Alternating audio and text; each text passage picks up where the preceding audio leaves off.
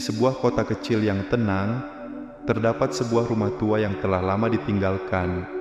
Rumah itu berdiri di ujung jalan, tertutup oleh pepohonan lebat dan pagar besi yang sudah berkarat. Warga sekitar menghindari rumah itu, terutama saat malam tiba.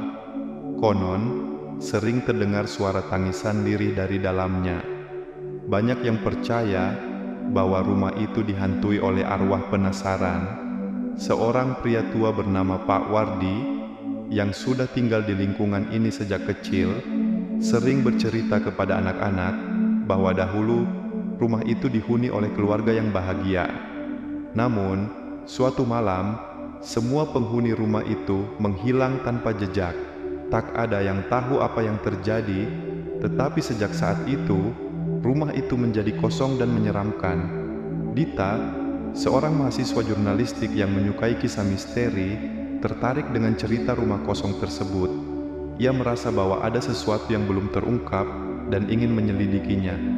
Bersama 3 temannya, Raka, seorang skeptis yang lebih suka logika, Sita, yang memiliki kepekaan terhadap hal-hal gaib, dan Andi, yang ahli dalam teknologi dan dokumentasi, mereka memutuskan untuk memasuki rumah itu.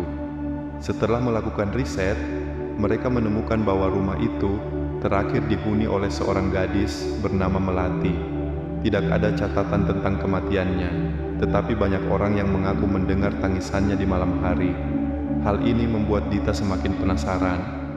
Dengan membawa perlengkapan kamera, senter, dan perekam suara, mereka memasuki rumah tersebut saat matahari mulai terbenam. Aroma debu dan kayu lapuk menyelimuti udara.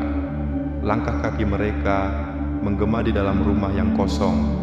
Mereka mulai menjelajahi ruangan satu persatu, mendokumentasikan setiap sudut dengan kamera. Tiba-tiba, suara tangisan lirih terdengar dari lantai atas. Mereka saling berpandangan dengan wajah tegang. "Kita harus ke atas," bisik Dita dengan penuh semangat. Mereka menaiki tangga tua yang berderit, mengikuti suara tangisan yang semakin jelas.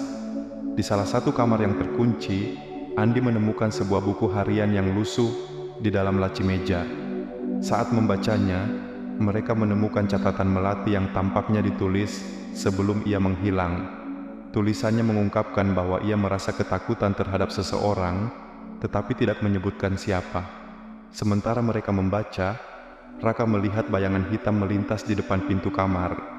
Ia menelan ludah dan berusaha mengabaikannya. Keesokan harinya, mereka pergi ke perpustakaan kota untuk mencari arsip lama tentang rumah itu.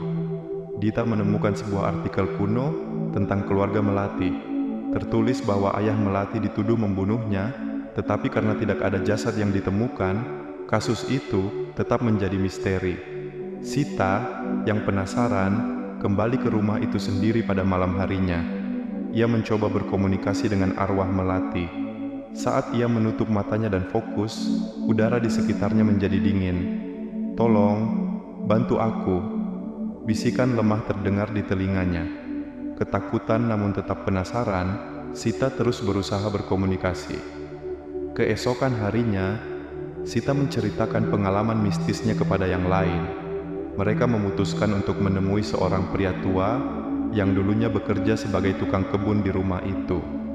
Pria itu akhirnya mengungkapkan bahwa paman Melati yang serakah menginginkan harta keluarga dan membunuh Melati serta kedua orang tuanya. Dengan informasi yang didapat, mereka kembali ke rumah kosong itu untuk menggali lantai kamar Melati. Dengan susah payah, mereka menemukan sisa-sisa kerangka manusia. Dita segera menghubungi polisi untuk melaporkan temuan mereka. Polisi membuka kembali kasus Melati setelah bukti baru ditemukan. Tes forensik mengonfirmasi bahwa kerangka itu milik Melati dan orang tuanya.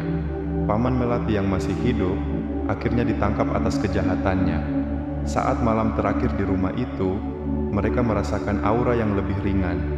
Sita kembali berkomunikasi dengan arwah Melati. "Terima kasih," bisiknya sebelum sosok samar-samar Melati menghilang. Tangisan di malam hari pun tak terdengar lagi. Setelah misteri terpecahkan, rumah kosong itu tak lagi dianggap menyeramkan. Warga mulai membersihkannya dan merencanakan renovasi. Dita dan teman-temannya merasa bangga telah mengungkap kebenaran dan membantu arwah melati menemukan kedamaian. Mereka meninggalkan rumah itu dengan perasaan lega, membawa kisah yang akan dikenang selamanya. Setelah penyelidikan mereka berakhir, Dita, Raka, Sita, dan Andi kembali ke kehidupan sehari-hari mereka. Namun, ketenangan itu tidak berlangsung lama. Dita mulai mengalami mimpi aneh tentang melati yang menangis, seolah masih ada sesuatu yang belum selesai. Sita juga melaporkan bahwa sejak mereka meninggalkan rumah itu, ia sering merasakan kehadiran yang dingin di sekitarnya. Suatu malam, Dita menerima panggilan telepon dari nomor yang tidak dikenal. Suara di ujung telepon berbisik pelan, "Jangan percaya semuanya. Masih ada yang tersembunyi." Telepon itu langsung terputus. Merasa penasaran, ia menghubungi teman-temannya dan mengusulkan untuk kembali ke rumah kosong tersebut untuk memastikan tidak ada yang terlewatkan. Dengan rasa takut yang masih tersisa, mereka kembali ke rumah kosong itu. Kali ini, mereka menyisir ruangan dengan lebih teliti. Saat memeriksa lemari tua di kamar melati, mereka menemukan sebuah surat yang terselip di balik papan kayu. Surat itu ditulis oleh Melati, yang berisi permohonan tolong. Ia menulis bahwa seseorang mengurungnya di dalam rumah sebelum akhirnya ia menghilang. Saat membongkar lantai kamar, mereka menemukan sesuatu yang mengejutkan. Sebuah pintu tersembunyi yang mengarah ke lorong bawah tanah. Dengan senter di tangan, mereka menyusuri lorong tersebut. Udara terasa semakin dingin dan suasana semakin mencekam. Akhirnya, mereka sampai di sebuah ruangan kecil yang penuh dengan barang-barang tua dan coretan di dinding yang bertuliskan, "Aku masih di sini." Tiba-tiba, mereka merasakan kehadiran yang kuat di ruangan itu. Sita, yang paling peka terhadap energi gaib, mulai berkomunikasi dengan arwah Melati. "Dia masih belum bebas. Ada sesuatu yang mengikatnya di sini," bisik Sita dengan suara bergetar. Mereka menyadari bahwa meskipun jasad Melati telah ditemukan, arwahnya masih terperangkap oleh trauma masa lalunya. Setelah kembali dari rumah itu, gangguan aneh semakin sering terjadi. Dita mengalami sleep paralysis. Hampir setiap malam, Andi melihat bayangan hitam di kamarnya, dan Sita terus mendengar suara tangisan. Mereka menyadari bahwa mereka telah membawa sesuatu dari rumah kosong itu yang seharusnya tidak mereka sentuh. Mereka mencari bantuan seorang paranormal terkenal di kota tersebut, Bu Ratna. Setelah mendengar cerita mereka, Bu Ratna mengatakan bahwa arwah Melati masih terjebak karena kematiannya penuh penderitaan.